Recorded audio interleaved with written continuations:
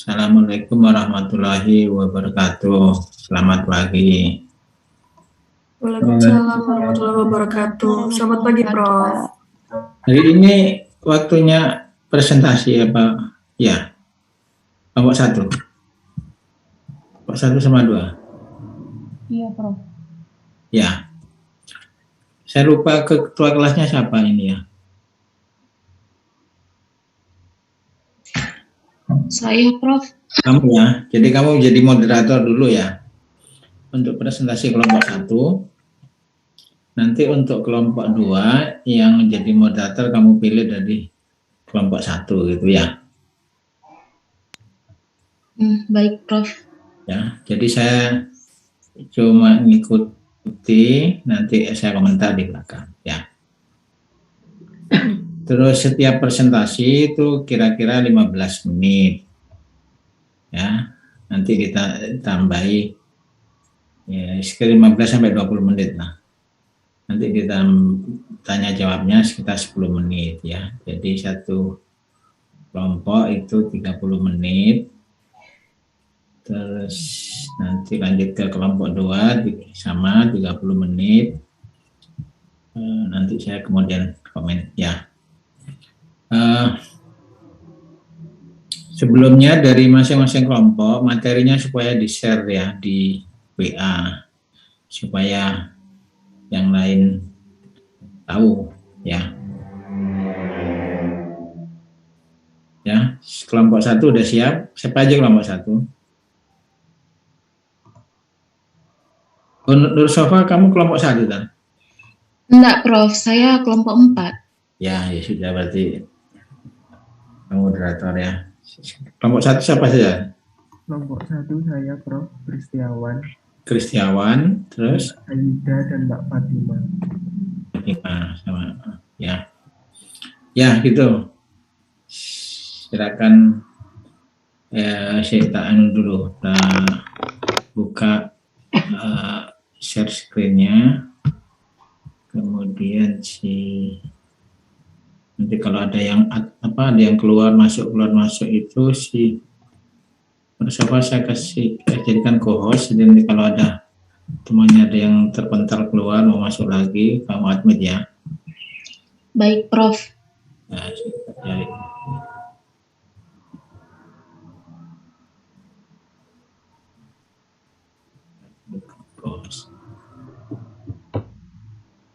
Udah. Ini 28 berarti masih ada 2 yang belum ada, enggak apa-apa, jalan aja ya. Ya, sekarang waktu saya serahkan kepada Nur Sofa untuk memanggil kelompok 1 dan kelompok 2 untuk presentasi. Silakan. Assalamualaikum warahmatullahi wabarakatuh. Sebelumnya perkenalkan, nama saya Nur Syafalira Dalimute sebagai moderator dari kelompok 1. Saya persilakan kepada kelompok 1 untuk mempresentasikan hasil diskusinya.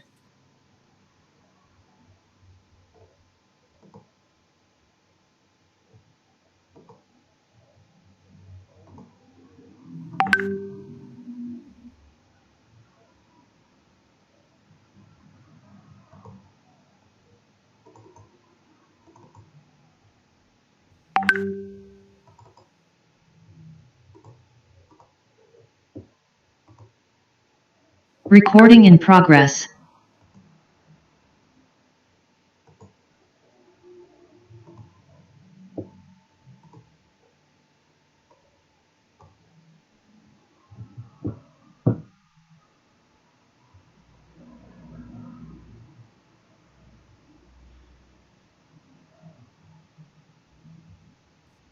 Ya, selamat pagi.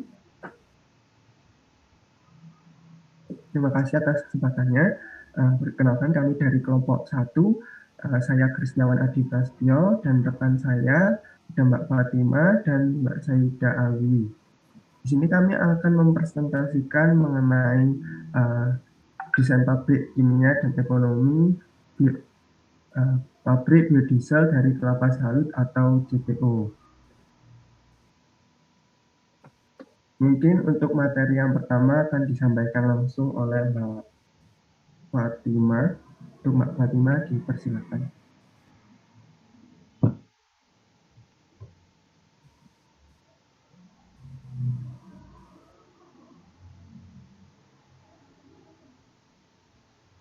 Baik, selanjutnya saya bisa meneruskan ya, Mas.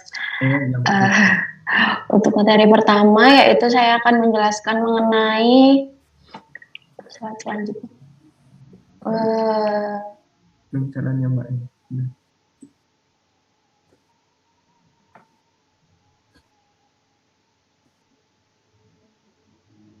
Di sini saya akan di sini pada kelompok 1 ini outline tugasnya yaitu di mana ada analisis pasar dan penentuan kapasitas pabrik. Kemudian selanjutnya yang pertama yaitu analisis pasar. Di sini dikatakan bahwa konsumsi energi per jenis di Indonesia pada tahun 2019 sebanyak 998,9 juta, di mana 989,9 juta tersebut terbagi menjadi beberapa jenis, yaitu yang pertama untuk 42% BBM, 17% batu bara, 10% gas, 16% listrik, 7% LPG, 4% biodiesel, dan sisanya itu biomasa. Kemudian ada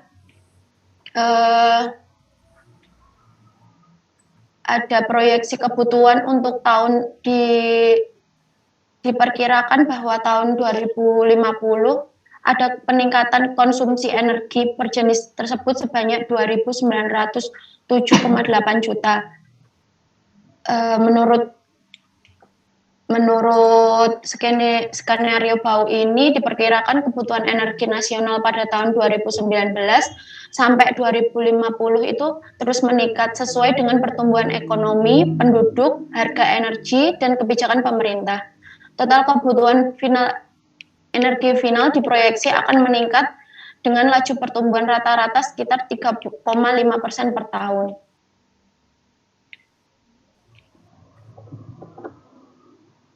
Selanjutnya.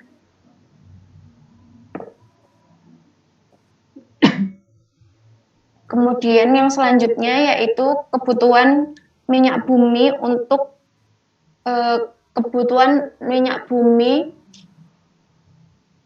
untuk memasuki kilang minyak diperkirakan akan meningkat dari 341 juta pada tahun 2019 menjadi 665 juta pada tahun 2027.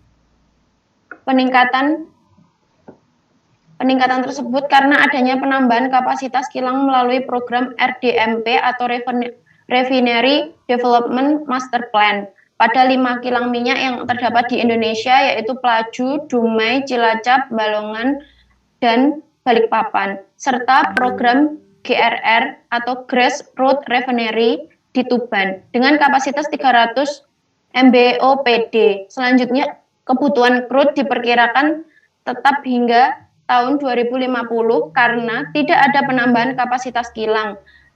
Karena tidak ada penambahan kapasitas kilang yang akan digantikan dengan kendaraan listrik. Di sisi lain, produksi crude diperkirakan terus menurun dengan laju penurunan rata-rata 4,9% per tahun. Penurunan tersebut terjadi karena kondisi sebagian sumur yang sudah tua atau lokasi sumber daya yang jauh di daerah frontier. Sementara itu, ekspor crude diperkirakan terus menurun hingga berhenti pada tahun 2024. Dan yang selanjutnya yaitu peluang untuk mengembangkan potensi biodiesel di Indonesia cukup besar dengan penggunaan minyak solar sekitar 40% penggunaan BBM untuk transportasi, sedangkan untuk industri dan PLTD sebesar 74%. Di sini terdapat data permintaan dan penawaran biodiesel Indonesia menurut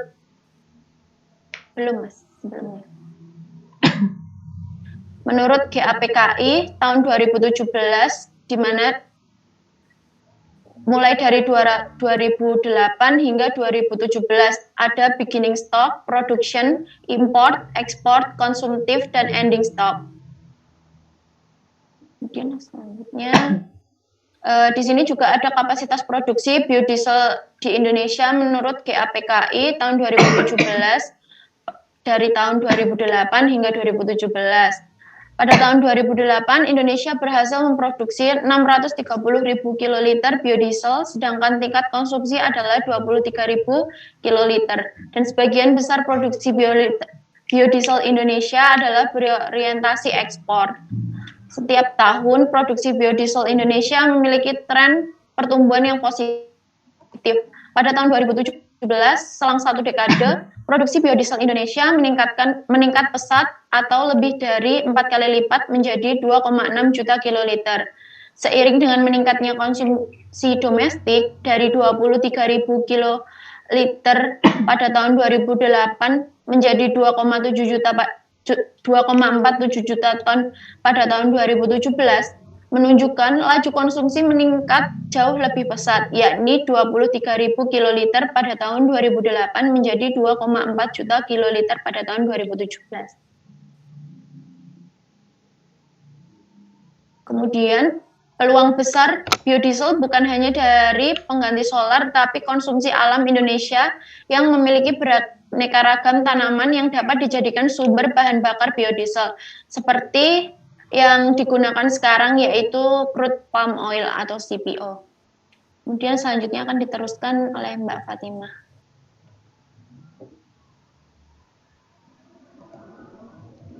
Baik, untuk selanjutnya ini ada data produksi CPO di Indonesia yang tersebar di berbagai wilayah di Indonesia, di mana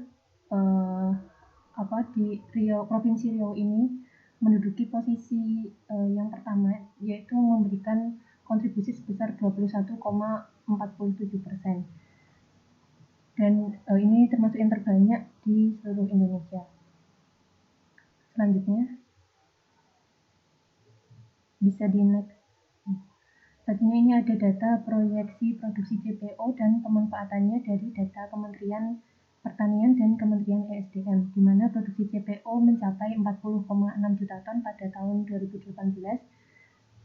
Untuk total ekspor CPO-nya mencapai 27,4 juta ton atau 67% dari total produksi, dengan nilai ekspor mencapai 18,5 miliar US dollar. Dan sisanya sebanyak 13,2 juta ton digunakan dalam negeri sebagai untuk minyak goreng, biodiesel, dan produk turunan lainnya.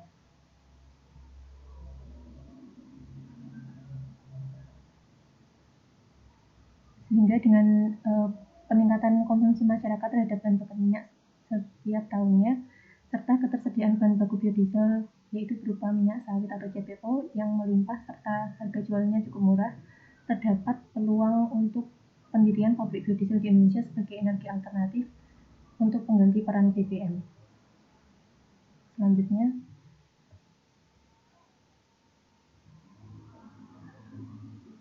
terkait penentuan kapasitas ini dibagi menjadi dua, yaitu penentuan kapasitas berdasarkan bahan baku dan kapasitas produk. Bisa di next.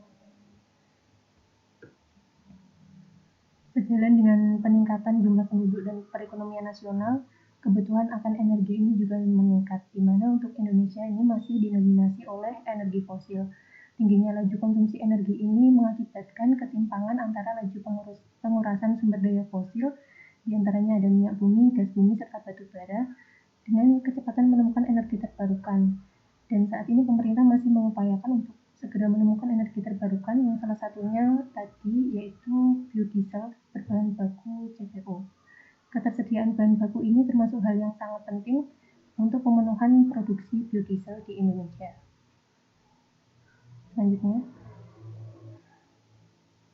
Kemudian ini ada data perkembangan luas area kelapa sawit dari Direktorat Jenderal Perkebunan.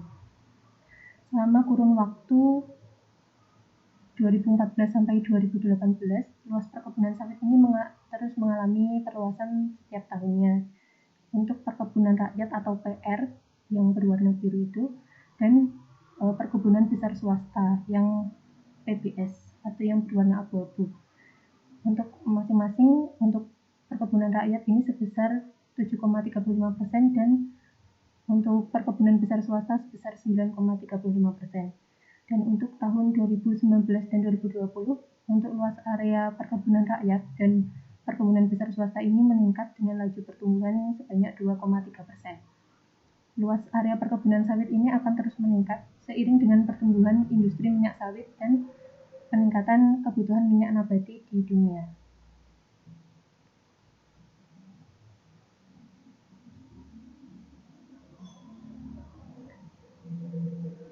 Ini tadi sudah dijelaskan sekilas terkait ketersediaan bahan baku CPO di Indonesia ini, dan ini nanti akan menjadi pertimbangan terkait lokasi pabrik yang sesuai.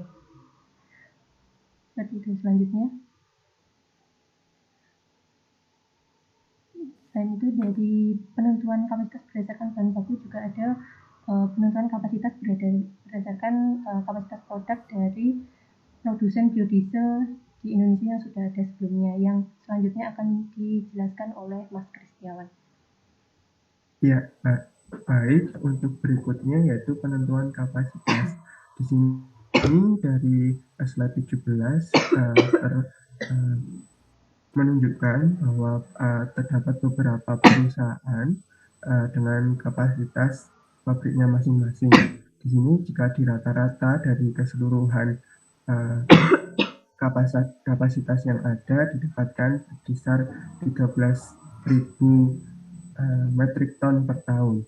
Di sini anggapannya yang kilotonnya sama dengan metrik ton. Di konversinya dari kiloton ke metrik ton dikali dengan 1,1. Dianggap sama. Jadi untuk rata-ratanya didapatkan sebesar 13.000 metrik ton. Kemudian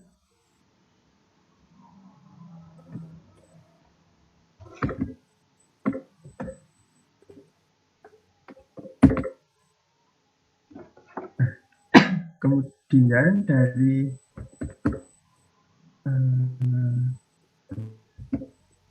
data konsumsi, produksi, impor, dan ekspor biodiesel, untuk konsumsinya per tahun 2006 sampai 2013, dan untuk jadi di slide berikut ditampilkan untuk data konsumsi, produksi, ekspor, dan impor serta domestik di tahun 2006 sampai 2013. Nah, dari data ini didapatkan untuk pertumbuhan konsumsi, produksi, impor, dan ekspor biodiesel rata-rata untuk konsumsi sebesar 0,32%, untuk produksi di 0,39%, diekspor di 0,33%, untuk impor sendiri 0, kemudian untuk domestiknya 0,47%. Kemudian menggunakan rumus P sama dengan F kali 1 plus I pangkat N. Di sini untuk F yaitu nilai konsumsi, produksi, impor, dan ekspor pada awal tahun. P sendiri nilai konsumsi, produksi, impor, ekspor pada tahun prediksi. N selisih antara tahun awal dengan tahun prediksi. Dan I adalah pertumbuhan rata-rata. Di sini jadi jika dilihat dari data yang ada untuk data awal produksinya diambil pada tahun 2013. Kemudian untuk tahun prediksinya diambil tahun 2022. Kemudian dari perhitungan tersebut didapatkan untuk nilai konsumsi di tahun 2022 diperkirakan akan mencapai 53.633.477. Kemudian untuk produksinya didapatkan 43.180.325. Kemudian untuk ekspor sendiri di 16.217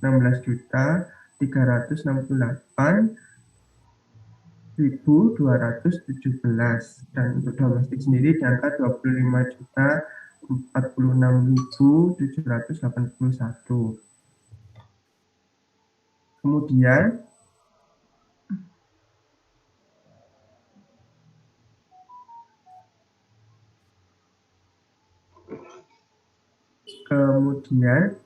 untuk kapasitas sendiri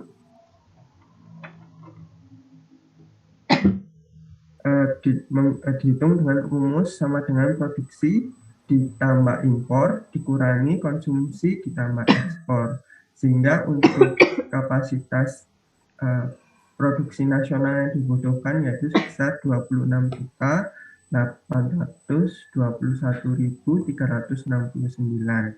Nah, berdasarkan hasil perhitungan peluang kapasitas produksi diperoleh sebesar 26 juta kilo per year. Hal ini menunjukkan bahwa produksi biodiesel di Indonesia belum mencukupi konsumsi yang dibutuhkan, sehingga diperlukan penambahan pabrik biodiesel. Di sini kami menargetkan pabrik biodiesel sebesar 500 dengan kapasitas 500.000 kiloliter per year, atau dapat dapat berkontribusi sebesar 1,86% dari kebutuhan 1,86% dari kebutuhan kapasitas produksi nasional.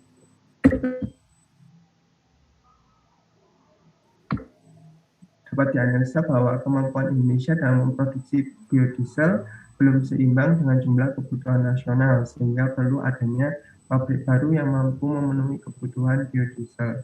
Dengan pertimbangan hasil perhitungan peluang kapasitas produksi, didapatkan kapasitas pabrik sebesar 500 kiloliter per tahun dengan menyumbang 1,86% dari kapasitas produksi nasional.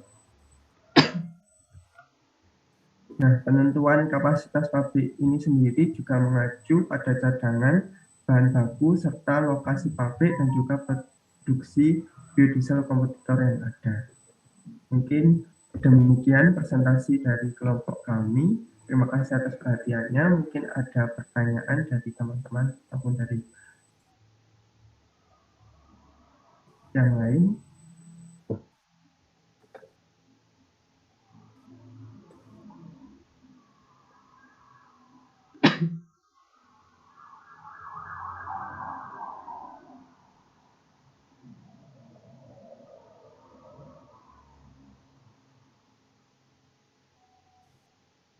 Mungkin saya kembalikan ke moderator, ke Mbak Nur Syofa. Terima kasih untuk kelompok 1 yang telah mempresentasikan hasil diskusinya. Untuk sekarang saya kembalikan pada perwakilan dari kelompok 1 untuk menjadi moderator untuk kelompok 2.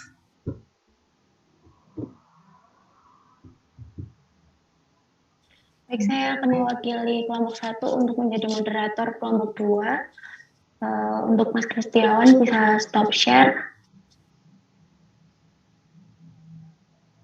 Perkenalkan, saya Sayyida Alwina Diana. Saya akan mewakili kelompok 1 sebagai moderator untuk kelompok 2. Untuk kelompok 2, waktu dan tempat saya persilahkan untuk presentasi hasil diskusinya. Ya, terima kasih atas kesempatannya. Saya izin share screen ya. Apakah sudah terlihat? Sudah, Mbak. Oh iya.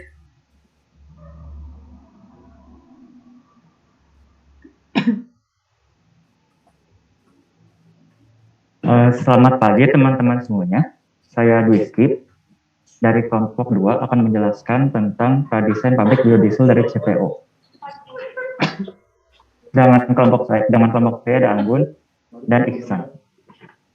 Selanjutnya, Mbak.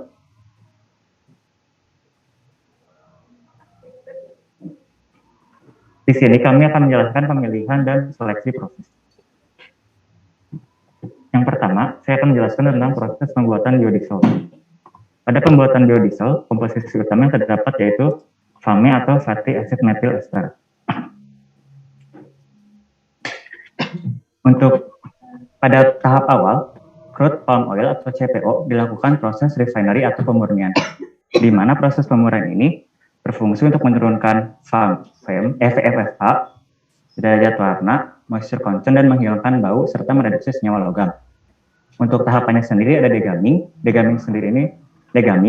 bleaching, dan filtrasi. Selanjutnya hasil dari pemurnian CPO dinamakan dengan refined bleach palm oil atau RBPO. Yang selanjutnya akan dilakukan proses esterifikasi, lalu transesterifikasi, lalu menjadi FAME atau fatty acid methyl ester yang akan digunakan untuk minyak biodiesel. Untuk warna dari CPO tadi ditunjukkan pada background. Untuk proses pemurnian sendiri, kan tadi yang seperti yang saya sudah jelaskan, CPO masih mengandung wax, FFA, monogliserol, dan diglycerol, sehingga masih diperlukan proses pemurnian untuk menghilangkan zat pengotor yang terdapat dalam minyak. Untuk pemurnian sendiri terdiri dari tahap degamming. Tahap degamming sendiri ini ada dua tipe, ada secara kimia dan ada secara fisika. Untuk secara kimia sendiri menambahkan senyawa basa, sehingga kelebihan dari degamming secara kimia itu minyak lebih stabil karena tidak ada proses pemanasan dan tapi limbahnya banyak. Tahap degamming sendiri ini berfungsi untuk menghilangkan kotoran minyak seperti getah atau lendir-lendir yang terdiri dari fosfatida, protein, residu, karbohidrat, air, dan resin. Untuk yang tahap ini digunakan bahan senyawa kimia. Lalu selanjutnya ada tahap bleaching. Tahap bleaching ini berfungsi untuk pemucatan atau mengurangi warna dan bau dari minyak itu sendiri dengan mereduksi bilangan peroksida dan bilangan asam serta meningkatkan bilangan penyebunan.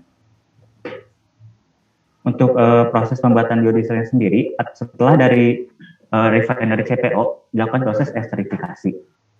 Esterifikasi sendiri ini adalah tahap konversi dari free fatty acid menjadi ester dengan mereaksikan minyak lemak dengan alkohol. Lalu untuk katalisnya sendiri yang digunakan adalah katalis bersifat asam kuat seperti asam sulfat, asam sulfonat organik, atau resin penukar asam kuat lainnya. Lalu proses esterifikasi sendiri ini bertujuan untuk mengkonversi tinggi pada suhu rendah. Reaktan alkohol harus ditambahkan karena untuk mereduksi suhu yang digunakan. Dengan perbandingan konsentrasi yang tepat dan kondisi operasi yang sesuai, konversi dapat didapatkan dalam waktu 1 hingga beberapa jam. Untuk reaksinya sendiri yaitu tadi yang hasil dari crude palm oil, FFA, ditambahkan dengan alkohol menjadi ester ditambah air. Esterifikasi sendiri biasa digunakan untuk membuat biodiesel dari minyak berkadar FFA tinggi lebih dari 3%. Lalu FFA akan dikonversikan menjadi methyl ester setelah ditambahkan alkohol. Selanjutnya, berikutnya ada tahap transesterifikasi, yaitu tahap reaksi antara lemak atau minyak nabati dengan alkohol untuk membentuk ester dan gliserol. Biasanya digunakan setelah esterifikasi untuk meningkatkan jumlah yield produk. Karena reaksi ini adalah reaksi reversible, maka digunakan alkohol berlebih untuk menggeser kesetimbangan ke arah produk.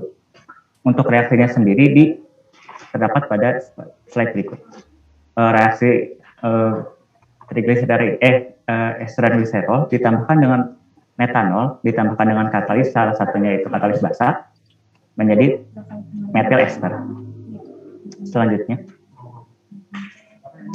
untuk transesterifikasi sendiri tadi kan ada R1, R2, dan R3. Itu merupakan hidrokarbon panjang yang sering disebut dengan asam lemak. Asam lemak sendiri ini bergantung dari tipe minyak nabati. Untuk alkohol yang bisa digunakan seperti 1 metanol, apabila digunakan maka akan menghasilkan asam lemak methyl ester. Metanol sendiri ini dipilih karena harganya ekonomis dan memiliki kelebihan, serta secara fisika maupun secara kimia. Metanol dapat secara cepat bereaksi dengan trigliserida dan mampu melarutkan NaOH. Selanjutnya ada etanol, maka reaksinya akan menjadi asam lemak etil ester. Untuk reaksinya sendiri terdiri atas beberapa reaksi berurutan yang bersifat reversible. Trigliserida yaitu ini sebagai penyusun utama minyak nabati akan terkonversi secara bertahap menjadi digliserida, ditambah dengan alkohol, lalu ditambah katalis menjadi monogliserida. Di mana monogliserida ini ditambahkan alkohol kembali, lalu ditambahkan katalis akan menghasilkan methyl ester atau dengan ditambah gliserol sebagai produk samping.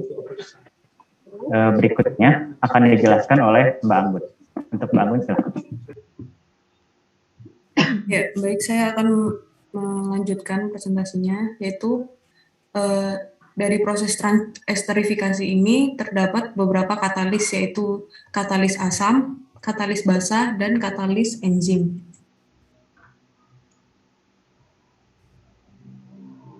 Untuk katalis basa, yaitu sering digunakan dalam proses industri untuk memproduksi biodiesel. Proses katalis basa ini biasanya menghasilkan efisiensi reaksi yang lebih tinggi dan efek korosif yang lebih rendah daripada katalis asam. Basa-basa kuat seperti NaOH dan KOH sering digunakan sebagai katalis basa. Proses katalis basa reaksi gliserida dan alkohol harus secara substansial anhidrat apabila proporsi asam lemak yang terlalu tinggi akan menghambat reaksi. Apabila hal ini terjadi, dapat menurunkan yield hasil reaksi serta sulit memisahkan produk. Sehingga terjadilah reaksi parsial, yaitu reaksi saponifikasi yang menghasilkan sabun. Hal tersebut akan mengurangi aktivitas katalis, menyebabkan peningkatan viskositas dan pembentukan gel dan kesulitan dalam pemisahan gliserol. Ini proses dari menggunakan katalis basa, yaitu asam lemak ini ditambah dengan katalis basa KOH yang akan menghasilkan metil ester dan produk sampingnya. Untuk katalis basa, katalis harus dijaga pada keadaan anhidrat. Kontak dengan udara terus-menerus harus dihindari karena efektivitas katalis akan berkurang karena kontak dengan kelembaban dan karbon dioksida. Biasanya larutan natrium atau kalium metoksida dibuat dengan melarutkan natrium atau kalium hidroksida dalam metanol. Hidroksida logam alkali seperti NaOH dan KOH memberikan konversi yang tinggi, yaitu sebesar lebih dari 98%. Untuk konsentrasi yang rendah, konsentrasi 1-2% mol, dan harganya lebih murah. Alkoksida lainnya seperti kalsium etoksida juga dapat digunakan untuk produksi biodiesel, namun dibutuhkan jumlah alkohol dan katalis yang lebih banyak. Untuk yang kedua yaitu transesterifikasi dengan katalis asam. Metode kedua yang dipilih yaitu untuk memproduksi biodiesel yang terdiri menggunakan asam sebagai katalis, baik katalis asam homogen atau katalis asam heterogen. Sebagai katalis asam homogen, kita menemukan senyawa seperti sulfat asam, asam klorida, asam sulfonat, paratoluena, asam sulfonat, dan sebagainya. Meskipun asam sulfat adalah katalis pilihan untuk reaksi semacam ini. Yang ketiga yaitu transesterifikasi katalis enzim. Katalis enzim seperti lipase ini mampu mengkatalisasi reaksi transesterifikasi trigliserida. Katalis enzim memiliki kelebihan yaitu dapat digunakan kembali dan gliserol mudah dipisahkan, free fatty acid yang akan dikonversi menjadi metil ester. Katalis enzim mampu menghasilkan konversi biodiesel dan transesterifikasi dengan nilai yang tinggi. Akan tetapi memerlukan waktu yang lebih lama dibandingkan katalis basa dan asam. Dalam sintesis biodiesel root alkohol metanol berfungsi untuk mensuplai gugus alkil atau metil, sementara itu dalam sintesis biodiesel root non-alkohol metanol bisa digantikan dengan metil asetat sebagai pensuplai gugus metil yang reaksinya harusnya sudah dihapus. Untuk uraian seleksi prosesnya yaitu untuk pemilihan katalis, pemilihan dalam katalis basa, asam, dan katalis enzim. Untuk katalis basa ini dari jurnal McLeod dan yang asam dari Zeng et al. yang ketiga, katalis enzim dari Samukawa dan Dot et al. Untuk uraian dan seleksi prosesnya ini dari aspek proses, kondisi operasi, ekonomi, dan lingkungan. Setelah didata ini dari jurnal, sehingga akan didapatkan proses yang jauh lebih baik dan tepat, yaitu dengan menggunakan transesterifikasi dengan katalis basa. Karena komponen dasar biodiesel adalah ester yang tersusun dari asam lemak yang terkandung dalam minyak nabati, dan unsur yang paling banyak dalam minyak nabati adalah unsur trigliserida. Kemudian tahapan mengkonversi trigliserida menjadi metil ester atau biodiesel yang digunakan merupakan transesterifikasi katalis basa. Sebab pembentukan ini memiliki konversi yang tinggi, waktu dalam proses reaksi cepat, serta harga relatif murah dibandingkan dengan katalis asam. Kemudian selanjutnya akan dijelaskan oleh Mas Iksan untuk proses block diagramnya. Baiklah, saya akan melanjutkan penjelasan untuk overview block diagramnya. Seperti yang telah dijelaskan sebelumnya, di mana feed yang berupa CPO akan melewati proses degamming, yang dimana pada proses ini akan dilakukan penghilangan senyawa pengotor dari dalam CPO. Pada proses degamming ini digunakan injeksi H3PO4. Kemudian akan memasuki proses bleaching, yaitu proses penyerapan impurities pada CPO, dan akan langsung memasuki proses filtrasi, di mana ada output dari proses filtrasi itu yang berupa waste. Setelah melewati proses filtrasi, akan memasuki proses esterifikasi, di mana pada proses esterifikasi ini akan mengolah senyawa free fatty acid menjadi methyl ester dengan menggunakan reaktan metanol dan katalis yang berupa HCl. Esterifikasi merupakan proses pengolahan senyawa trigliserida menjadi methyl ester, di mana pada proses ini menggunakan reaktan metanol dan NaOH sebagai katalis. Kemudian setelah dari proses transesterifikasi akan memasuki proses pencucian dan proses separasi. Pada proses separasi ini akan dilakukan pemisahan berdasarkan densitas, dan setelah dari proses separasi akan memasuki proses evaporasi. Selanjutnya, Mbak. Baiklah, ini merupakan flowsheet dari contoh perancangan pabrik biodiesel dengan menggunakan CPO, di mana untuk feed CPO akan dimulai dari tangki F111, di mana pada flowsheet ini akan dibagi 4 tahapan. Yang pertama, tahapan pretreatment, tahapan esterifikasi, tahapan transesterifikasi, dan tahapan pemurnian. Baiklah, saya akan memulai dengan tahapan pretreatment.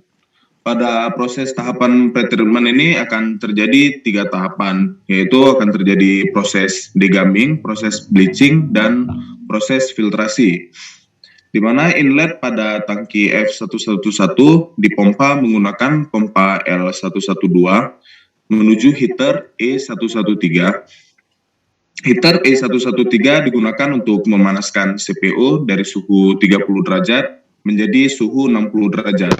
Hal ini dikarenakan agar CPO mencapai kondisi operasi yang diinginkan. Kemudian, outlet dari heater E113 akan menuju tangki mixing degamming R110. Di mana proses seperti yang saya jelaskan tadi, proses degamming ini dilakukan agar menghilangkan senyawa pengotor dari dalam CPO dengan cara melakukan mixing antara asam fosfat H3PO4 dengan minyak CPO. Injeksi H3PO4 berasal dari tangki F114 yang akan dipompakan dengan pompa L115 menuju tangki R110. Kemudian pada proses degamming ini akan menghasilkan CPO dan juga impurities yang kemudian akan menuju heater E125. yang dimana pada heater tersebut akan dipanaskan hingga suhu 110 dikarenakan set point suhu tersebut merupakan kondisi operasi dari tangki pengaduk bleaching M120. Kemudian dilakukan injeksi bleaching air dari tangki F121 dan menuju belt conveyor J122 dan J123, di mana bleaching air digunakan untuk pemucatan dan menyerap impurities pada CPU seperti karotenoid. Kemudian terjadi proses pada tangki pengaduk bleaching M120. Outlet dari tangki pengaduk M120 merupakan spent air dari hasil campuran bleaching air dan impurities. Kemudian spent air dan CPO dipompa menggunakan pompa L131 menuju filter press H130. Pada filter press, spent air yang merupakan gabungan dari bleaching air dan impurities akan difilter dan kemudian di-drain ke solid water treatment plant atau SWTP, di mana SWTP itu merupakan line coklat yang di bawah filter press. Feed yang telah melalui proses degumming dan bleaching dinamakan RPBO atau refined bleaching palm oil, kemudian akan dipompakan menuju reaktor esterifikasi. Baiklah, sebelum memasuki reaktor esterifikasi, feed akan melewati cooler E212, didinginkan dari suhu 110 derajat Celcius menjadi 60 derajat Celcius untuk mencapai kondisi operasi sesuai dengan set point pada R210. Reaktor esterifikasi R210 bertujuan untuk mengolah CPO. Kandungan senyawa FFA akan diubah menjadi senyawa metil ester dengan konversi 93% pada suhu 60 derajat Celcius dan pressure 1 atm. Reaktor esterifikasi menggunakan reaktan metanol yang diinjeksikan dari tangki F123 dan menggunakan katalis yang diinjeksikan dari tangki F216. Pemilihan katalis HCl dikarenakan esterifikasi membutuhkan katalis kuat dan bersifat homogen.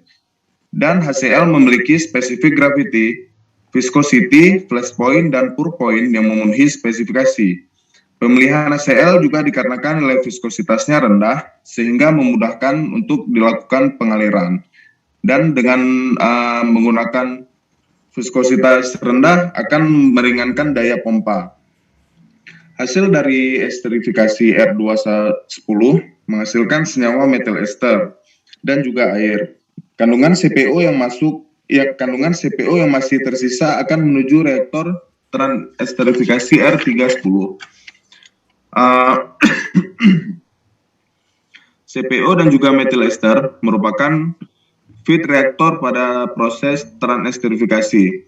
Pada reaktor transesterifikasi R310 terjadi proses pengolahan senyawa trigliserida menjadi metil ester dengan konversi 97% dengan temperatur 60 derajat Celcius dan pressure 1 atm. Tahap transesterifikasi menggunakan metanol sebagai reaktan dan NaOH sebagai katalis.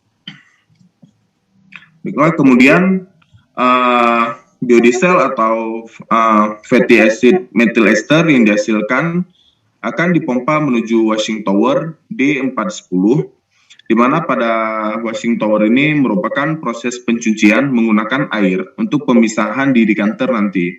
Kemudian feed dipompa menuju cooler E422 dan masuk ke alat decanter H420.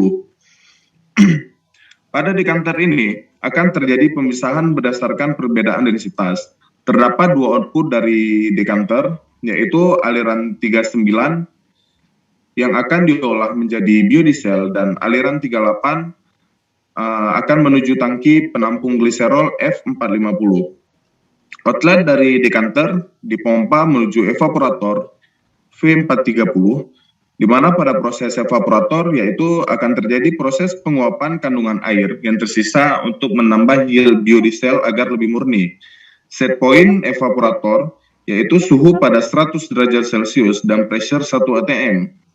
Setelah terjadi proses pada evaporator, biodiesel akan menuju cooler dan terjadi penurunan temperatur dari 100 derajat Celcius menjadi 40 derajat Celcius dan kemudian akan dialirkan ke tangki penampung F440 dan biodiesel siap didistribusikan. Baiklah, sekian dari saya kembalikan ke Mbak Anggun. Ya, baik, terima kasih. Sekian dari presentasi kelompok kami. Apakah ada pertanyaan?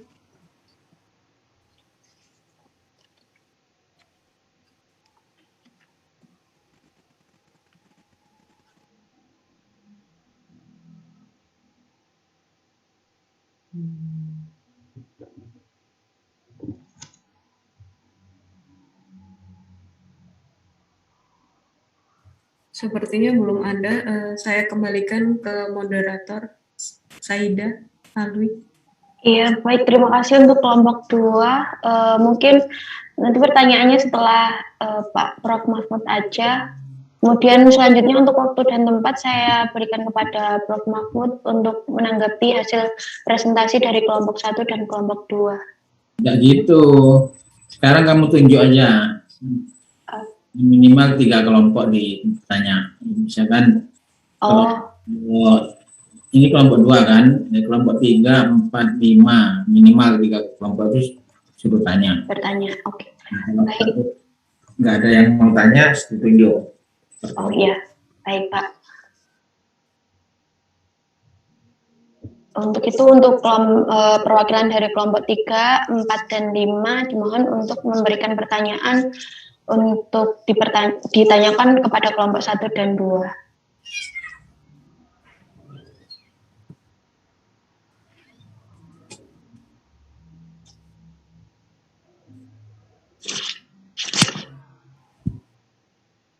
Kalau nggak tanya berarti kemungkinan sudah paham. Kemungkinan ya.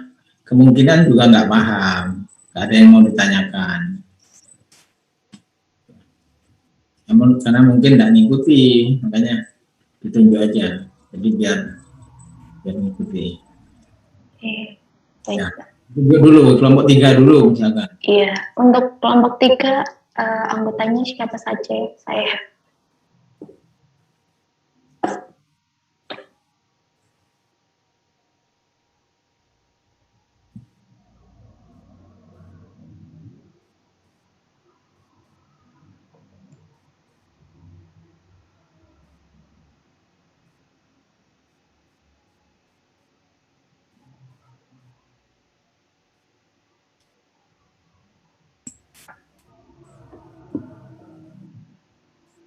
Permisi, Prof. Mahfud izin bertanya. Saya Azizah dari kelompok 3 untuk mengajukan pertanyaan ke kelompok 1. Iya, monggo Mbak Azizah. Iya, permisi Mbak, ini tadi kan untuk perhitungan kapasitasnya yang di slide, mungkin slide 18 apa ya kalau nggak salah, itu kan jadinya 500.000 kiloliter per tahun ya.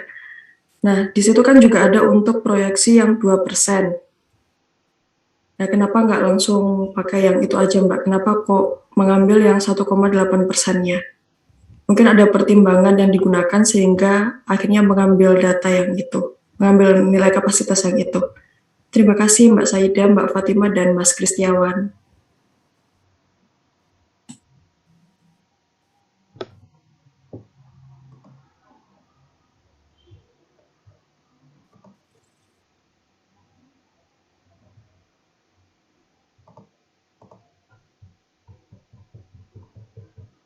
Ya, bisa langsung dijawab. Iya, baik Pak.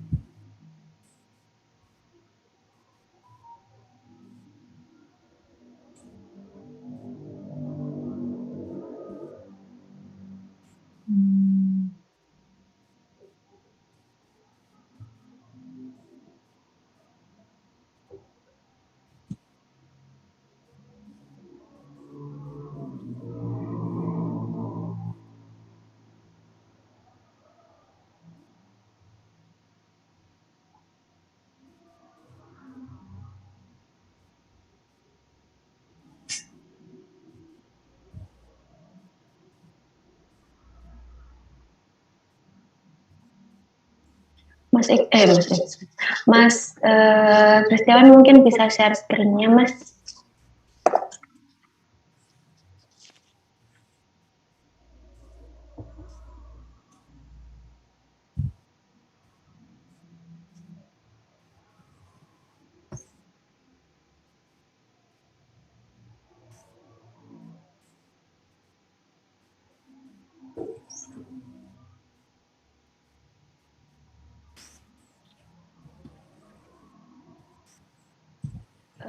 Jadi di sini saya dari kelompok 1 ingin menjawab pertanyaan dari Mbak Rizky Azizah tadi untuk pengambilan kapasitas mengapa menggunakan 500.000, mengapa tidak menggunakan asumsi yang di awal 500 sebesar 536 tadi, karena untuk kebutuhan aslinya itu sebesar 454 MT per year. Kemudian kebutuhan aslinya yaitu 6.427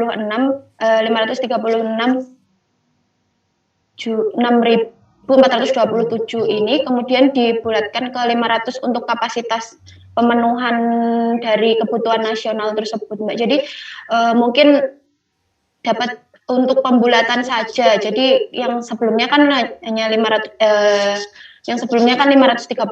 Jadi kami berasumsi untuk membulatkannya menjadi 500.000. Kemudian dipersenkan, dicari persenannya yaitu 1,86% dari kebutuhan nasional.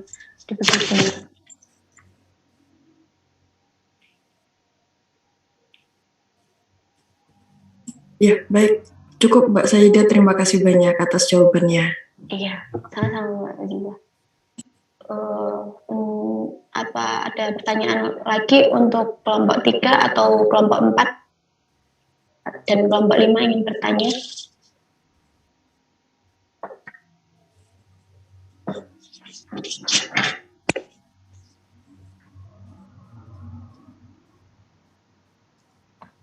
Permisi, saya mau bertanya. Iya, Mbak Desalu.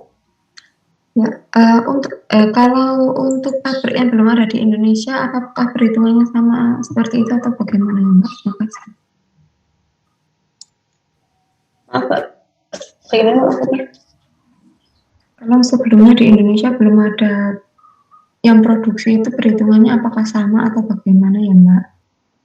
Oh, ya, sebenarnya Mbak. Makasih.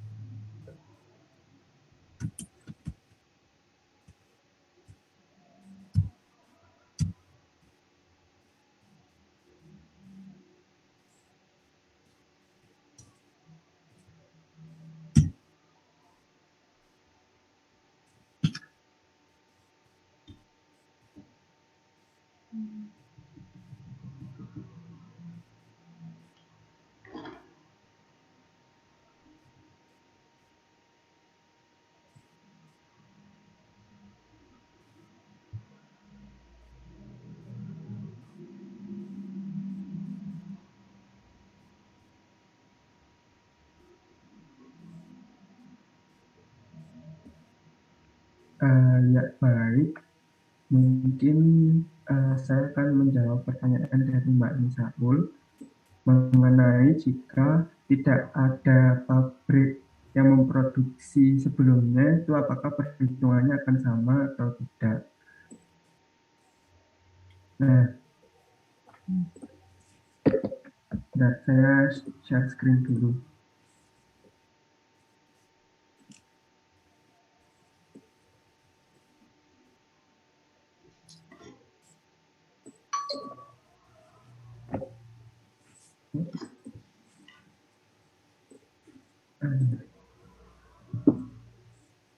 Nah, kalau dari kelompok kami, jika tidak ada pabrik sebelumnya atau pabrik yang memproduksi biodiesel di Indonesia, maka kita dapat mendapatkan data produksinya itu adalah 0. Dan jika ada konsumsi di Indonesia, berarti data impor, data pemenuhannya akan ada di bagian impor. Jadi misal nggak ada pabrik, berarti kan produksinya 0, konsumsinya bakal ada jumlahnya. Kemudian untuk pemenuhan konsumsinya maka akan diambil dari impor, sedangkan ekspornya 0. Nah, hal ini dapat menentukan kapasitas produksi nasional yang dibutuhkan itu akan menjadi besar karena rumusnya adalah produksi ditambah impor dikurangi konsumsi ditambah ekspor. Jadi semisal produksinya 0 dan impornya banyak dan konsumsinya banyak, berarti kan kapasitas produksinya masih tetap dapat diketahui seperti itu. Mungkin apa terjawab Mbak Nisaul?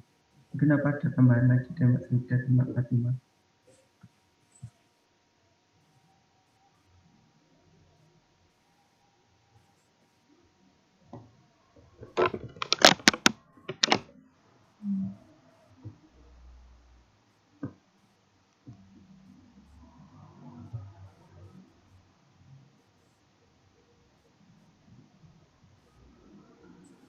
Terima kasih, Mas. Sudah cukup untuk Mbak Nisaul. Mungkin untuk perwakilan dari kelompok 4 ada yang ditanyakan? Izin bertanya, saya Ardita Era Anjani. Saya mau bertanya untuk kelompok 2. Dalam pembuatan biodiesel ini, kenapa dipilih dalam seleksi prosesnya? Kenapa dipilih proses ini? Pertimbangannya bagaimana ya? Terima kasih untuk kelompok 2.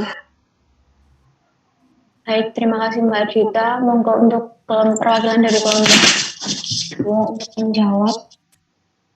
Ya, saya perwakilan dari kelompok 2 mau menjawab.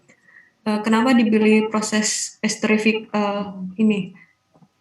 Seperti pemurnian, kenapa setelah dimurnikan menggunakan esterifikasi, transesterifikasi, seperti itu, kenapa tidak esterifikasi saja dan transesterifikasi saja?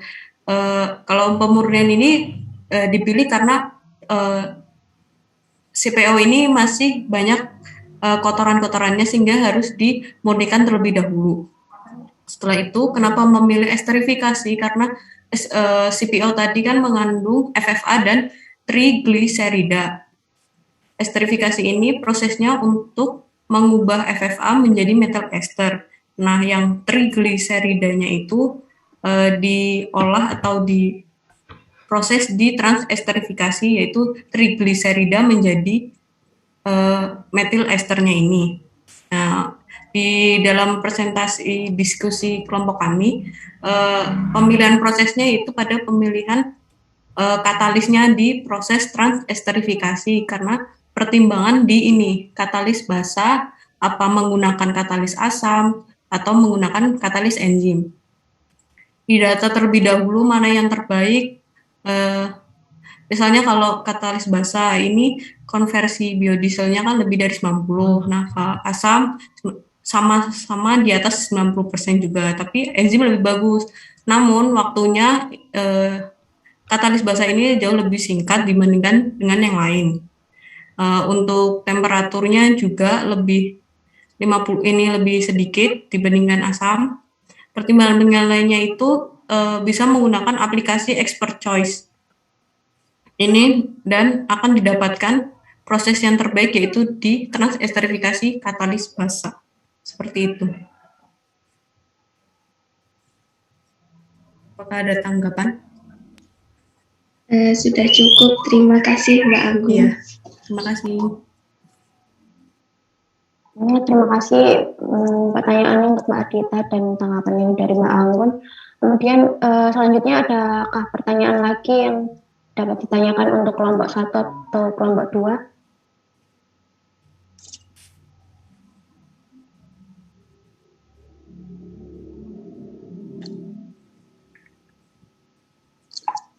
Permisi, saya izin bertanya. Untuk kelompok 2 itu kan produk bahannya itu ada gliserol.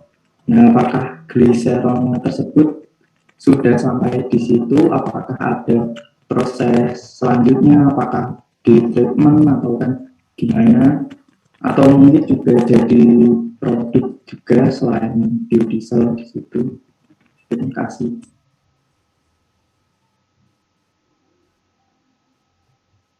Oke, terima kasih pertanyaannya Mas Tommy, monggo kelompok 2.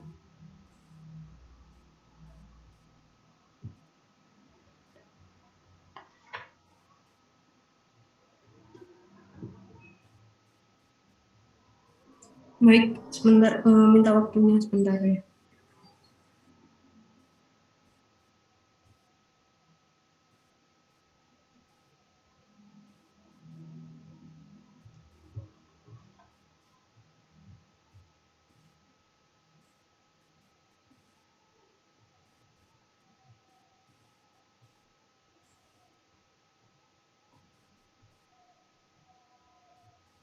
Kalau di kelompok kami di proses flowsheet ini gliserolnya kita jual lagi, jadi nggak diproses kembali gitu.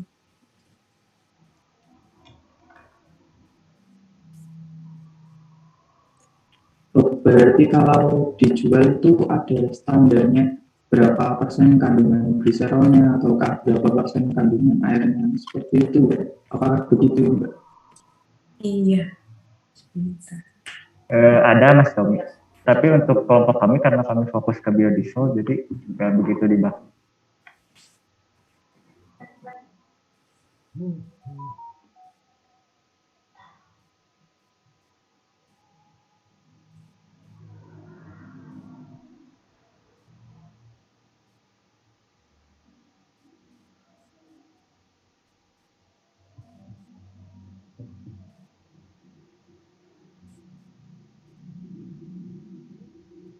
Apakah sudah cukup, Mas Tommy?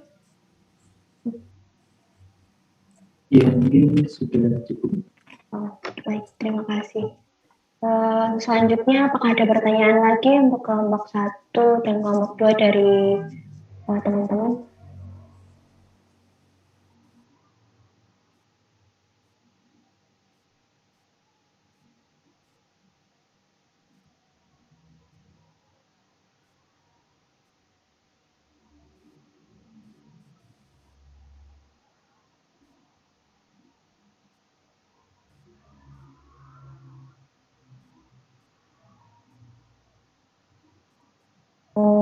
Baik, mungkin sepertinya sudah tidak ada pertanyaan lagi.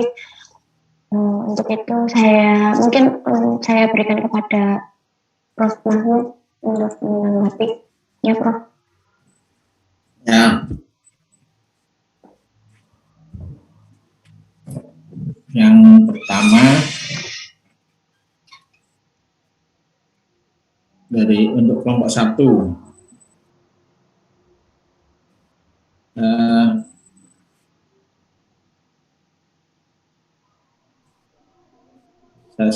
Saya share materi untuk mengingatkan kembali. Ya, kelompok 1.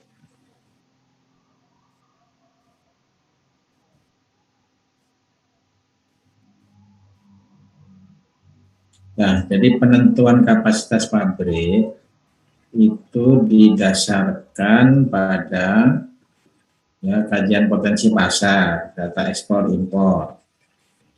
Ya. Tadi saya nggak melihat data ekspor impornya untuk biodiesel, ya. Tadi malah masukkan solar, ya. Ada tadi data ekspor impornya.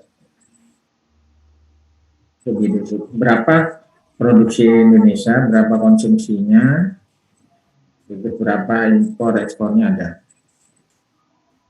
Kemudian yang ini yang nggak dimasukkan, kebutuhan masa mendatang.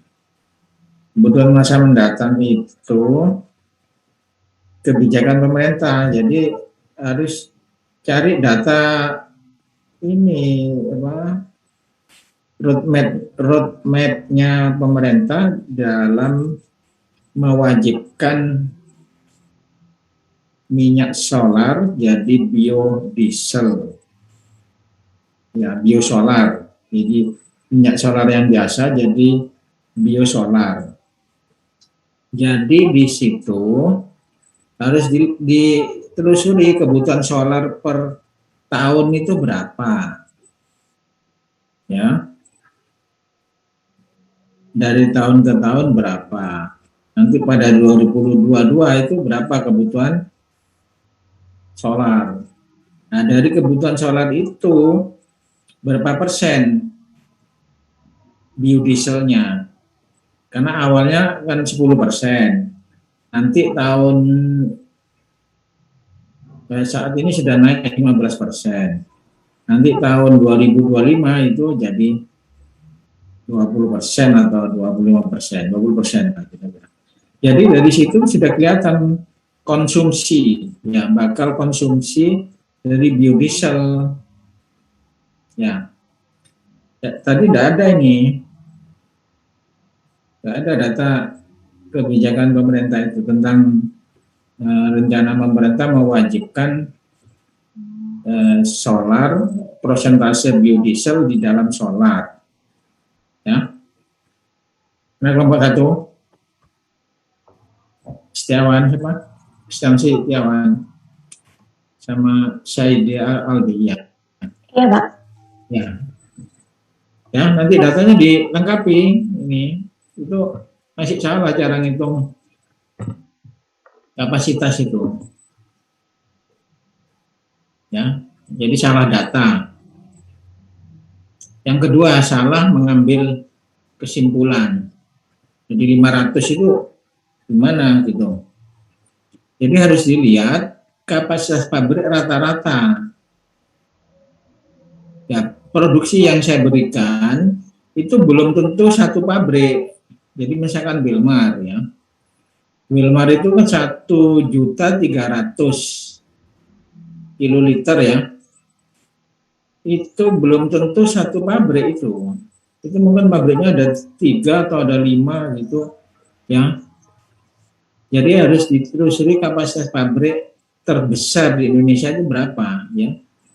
Jadi kapasitas dalam arti kapasitas pabrik. Jadi misalkan gini, ya, petrokimia memproduksi apa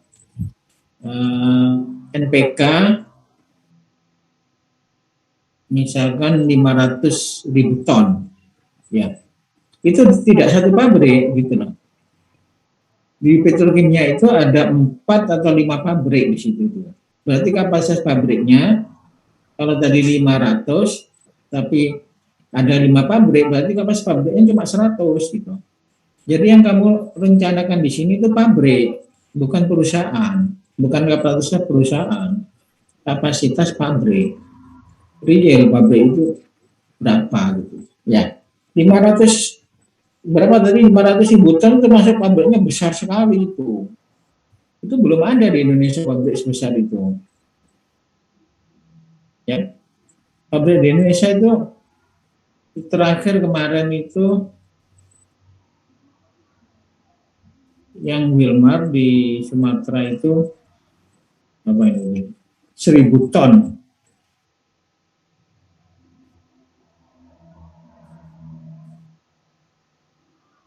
1.000 ton per hari. Ya. Berarti kalau per tahun 300, cuma 300. Ini sudah paling besar ini di punya Wilmar ini. Ya, jadi Wilmar tahun berapa ini? Membangun pabrik di Sumatera itu kapasitas 100 ton per hari. Nah, itu satu pabrik. Berarti 300.000 ton per tahun. Ya, kamu tadi berapa? 500.000 ton. Yang nggak ada pabriknya di Indonesia sekarang. Ya, nomor satu ya, perhatikan dua hal ya. Jadi data menentukan kapasitas sama mengambil kesimpulan. Jadi mengambil kesimpulan itu potensi pasar tidak langsung, oh saya ambil 2%, saya ambil 5% gitu ya. Bukan. Ya. Jadi kalau potensi pasar, kamu bisa melihat dari data-data ekspor impor atau data kebutuhan masa mendatang berdasarkan kebijakan pemerintah. Karena biodiesel itu tidak akan ketemu data ekspor impornya. Ya, paling ketemu sedikit. Ya. Justru untuk yang akan datang itu kita bisa hitung kebutuhan solar, ya, per tahun itu berapa? Dia datanya di Pertamina atau di internet banyak itu, ya. Nanti kalikan persentasenya, ya. Target di 2025, ya, itu sudah 20% dari kebutuhan solar. Nah, sehingga di situ itulah peluang kapasitas. Yang paling besar adalah untuk mencukupi kebutuhan dalam negeri. Belum mikir ekspor Mas ya, dalam negeri belum tercukupi. Artinya kebutuhan Pertamina aja. Karena yang buat biodiesel kan tetap hanya Pertamina. Ya mungkin bisa ada juga yang bukan Pertamina seperti AKR, yang ngoplos itu juga bisa, tapi itu kecil. Ya. Terus yang kedua menentukan kapasitas tadi ya. Jadi tidak hanya didasarkan peluang pasar, yang mengambil sekian persen dari pasar, tapi juga harus dilihat kapasitas pabrik yang mampu ditangani.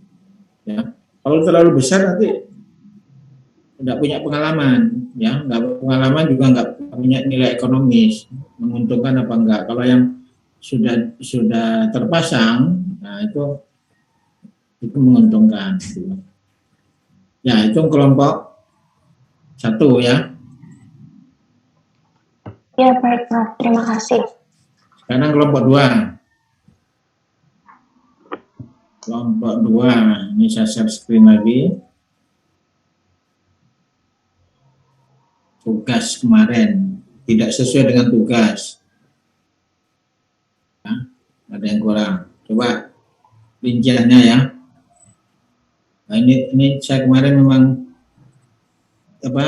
judulnya kurang pas ya, tapi isinya pas nih. Jadi buatlah uraian proses dan blok diagram dari beberapa proses produksi biodiesel. Kan sudah saya sih contoh produksi biodiesel itu apa saja. Jadi buat blok diagramnya ini. Kalau proses esterifikasi itu blok diagramnya seperti apa? Bahan bakunya apa? Ya. Jadi proses esterifikasi itu katalis asam apabila bahan bakunya mengandung FFA-nya tinggi sampai di atas 50%. Contohnya apa bahan baku yang FFA tinggi? Itu crude palm destilat, CPAD. Ya. Itu limbah dari sawit. Itu pabriknya ada di Gresik, PT Terindo. Itu menggunakan CPAD, katalisnya asam. Ya, uraian prosesnya simpel, cuma esterifikasi. Ya. Terus ada yang transesterifikasi aja. Transesterifikasi itu apabila bahan bakunya tidak mengandung FFA lebih kecil dari 2%. Itu baru prosesnya hanya transesterifikasi. Tapi kalau FFA-nya di atas 2%, misalkan 10% atau 5%, ya misalkan bahan baku dari minyak goreng bekas, misalkan, itu prosesnya harus 2 tahap, namanya esterifikasi dan transesterifikasi. Terus kalau prosesnya sulit, dipisahkan baru transferwi in situ, tapi ini belum proven, belum ada pabriknya. Jadi yang ada itu ketiganya itu ada pabriknya. Ya, untuk yang 456 itu masih tahap tingkat skala kecil atau penelitian. Yang 1, 2, 3 itu sudah proven, sudah ada pabriknya. Jadi sudah ada pabrik yang esterifikasi, ada pabrik transesterifikasi saja, ada yang 2 tahap. Jadi itu kan buat blok diagramnya, terus dibuat tabel mana yang menguntungkan dan pemilihan bahan baku. Jadi pemilihan proses bergantung pada pemilihan bahan baku. Kalau bahan bakunya ini nanti pakai proses ini, itu lebih cenderung bahan baku. Ya, karena perbandingan katalis sama, nggak ada bedanya. Proses-proses yang lain, detail proses itu memang banyak variasi, tapi itu tidak banyak. Intinya kan hanya esterifikasi, nanti ada proses pemisahan, pemurnian. Gitu. Ya, kelompok 2. Iya, Prof. Betul kan, Prof? Iya. PPT-mu. Ya, nanti saya betulkan.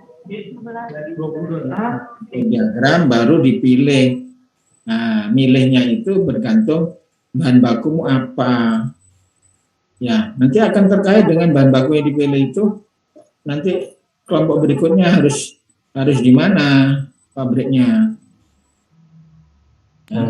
Prof, berarti dari 6 proses ini nanti dipilih yang terbaik untuk tahapan selanjutnya ya, Prof? Nggak bisa ngomong terbaik. Yang dibandingkan dengan bahan baku yang tersedia. Ya, nggak usah ngomong terbaik. Pokoknya kamu nanti pilih. Ya, boleh pilih itu tidak harus terbaik. Ya, pilih itu bisa tergantung ketersediaan bahan baku. Ya, bisa juga karena pertimbangan kapasitas, bisa pertimbangan lokasi, gitu ya. Cuma dibandingkan aja. Jadi di antara itu yang kamu pilih yang mana, gitu ya. Jadi pertimbangan baik tidaknya itu nanti akan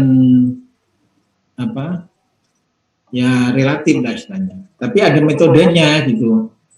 Ya saya lupa metodenya, tapi di pelajaran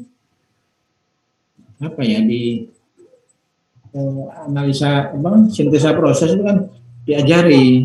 Misalkan ada pilihan itu bagaimana cara memilih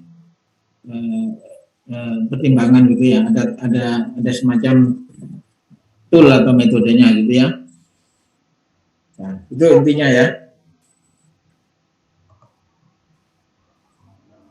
Jadi untuk presentasi berikutnya nanti setiap kelompok harus siap pertanyaan.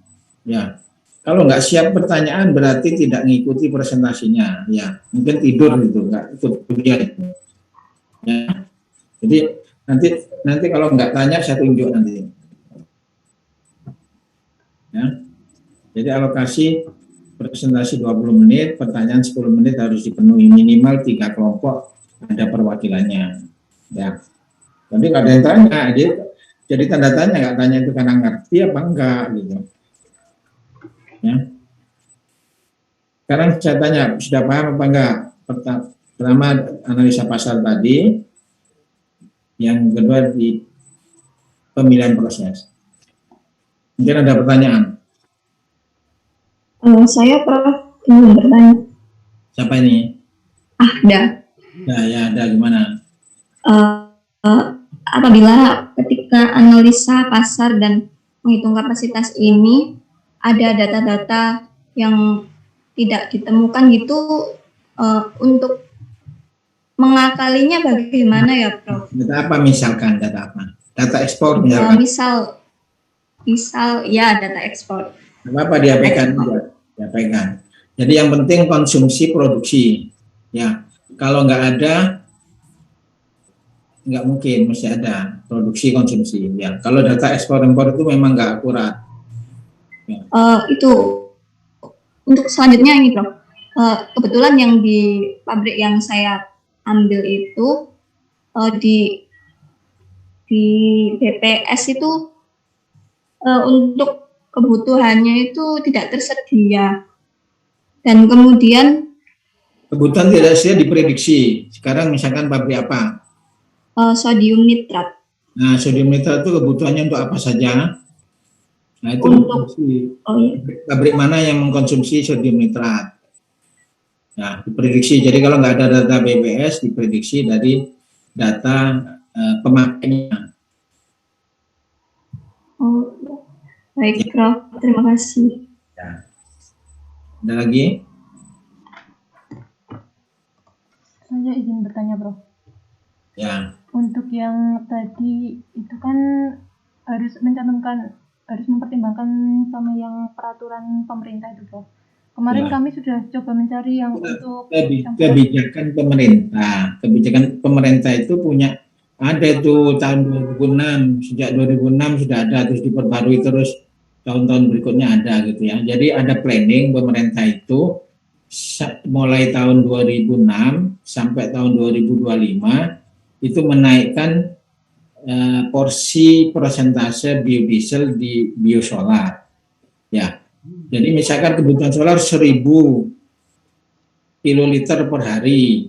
Nah, itu kan sudah bisa dihitung berapa. Nah, dan itu nanti dipetakan. Nanti kebutuhan solar itu kan nanti naik ya, ada tren ya, tren naik. Berarti kebutuhan biodiesel juga naik gitu ya. Dan naiknya biodiesel itu ada dua, naik karena ngikuti kebutuhan solar, sama naik karena persentasenya bertambah gitu loh. Jadi kalau pada tahun sekarang itu kalau tidak salah sudah, kalau tidak 15% sudah 20% di kebijakan pemerintah itu ya. Nah, itu sudah bisa dihitung konsumsi gitu loh, pasti itu konsumsi itu. Nah, kalau belum, produksinya kan sudah ada datanya ya. Data produksi yang saya berikan itu sebetulnya itu tahunnya agak lama, yang terbaru juga ada, tinggal dia cari di Google, ada produksi biodiesel Indonesia berapa, sekarang sudah 1,3 juta kiloliter ya, lebih besar dari yang saya berikan itu gitu ya. Nah, konsumsi dengan kebutuhan pemerintah. Kalau pemerintah, kalau pabrik itu tidak bisa memenuhi, pemerintah pasti impor ya. Walaupun tidak ada data impor, itu sudah bisa dikirakan pasti pemerintah impor segitu ya. Jadi cukup data kebutuhan pemerintah ya, berarti kebutuhan biodiesel gitu, atau konsumsi biodiesel calonnya gitu ya. Kan lebih simpel ini karena jangan selalu pakai rumus itu bukan rumus itu rumus hanya ini istilahnya ya rumus untuk mempermudah aja. Jadi kadang-kadang kita tidak perlu pakai data ekspor impor, cukup konsumsi produksi ya. Baik, Prof.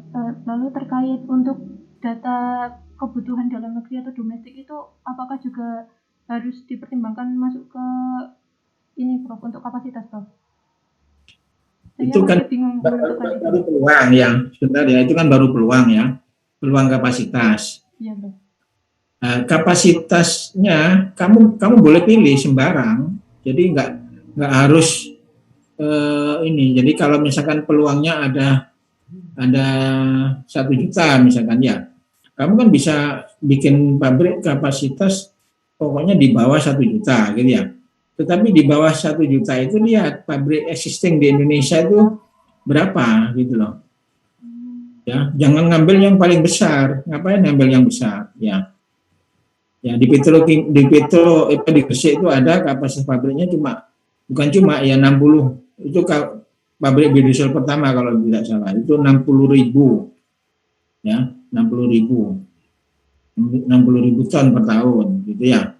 Terus yang saya katakan tadi yang di Wilmar di Sumatera itu 300.000 ya. Kamu boleh ngambil di antara itu ya. Jadi nggak usah ngomong persentase, ya kamu tetapkan aja, karena nyaman desain kan tetapkan. Apa pertimbangannya? Ya, pasar sudah ada, berarti nanti kalau buat jadi ya. Kemudian yang kedua, besarnya harus pada skop atau pada ring di mana pabrik itu ekonomis gitu ya. Kalau kamu buat pabrik terlalu kecil itu nggak menguntungkan. Ya, misalkan buat yang 10.000 atau 20.000 itu nggak menguntungkan, nanti rugi. Ya, terlalu besar ada dua kesulitan. Kesulitan nanti ya kalau pasarnya tetap segitu, kalau misalkan pasarnya menurun, nggak bisa produksi diturunkan. Ya, ya bisa tapi kan sedikit. Yang kedua, teknologinya apakah sudah bisa? Ya, makin besar kapasitas kan teknologinya akan lebih sulit. Kalau di Indonesia belum ada contoh ya jangan buat ya jangan memaksa ini. Jadi yang sudah istilahnya yang sudah proven, sudah terbukti, ikuti aja ya. Jadi jangan membuat terlalu tinggi ya. Contoh pabrik semen ya, pabrik semen itu semen Gresik, semen Tonasa, semen itu dia kalau bikin pabrik ya maksimum 3 juta ton. Ya, pabrik semen manapun di Indonesia paling maksimum 3 juta ton, ya paling naik dikit 3,5 atau 4 juta gitu ya. Nggak berani ngambil 10 juta atau 20 juta itu nggak bisa. Padahal di Cina itu bisa ada pabrik 20 juta ton. Mereka sudah menguasai teknologinya. Indonesia belum bisa gitu loh. Jadi ada karena faktor penguasaan teknologi. Yang kedua ada faktor karena efisiensi, pabrik yang efisien gitu.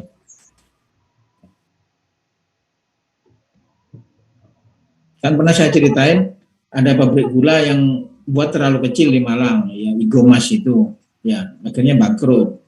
Ada pabrik semen di Kupang, pabriknya terlalu kecil, cuma 300.000, padahal efisiennya harus 2 juta sampai 4 juta.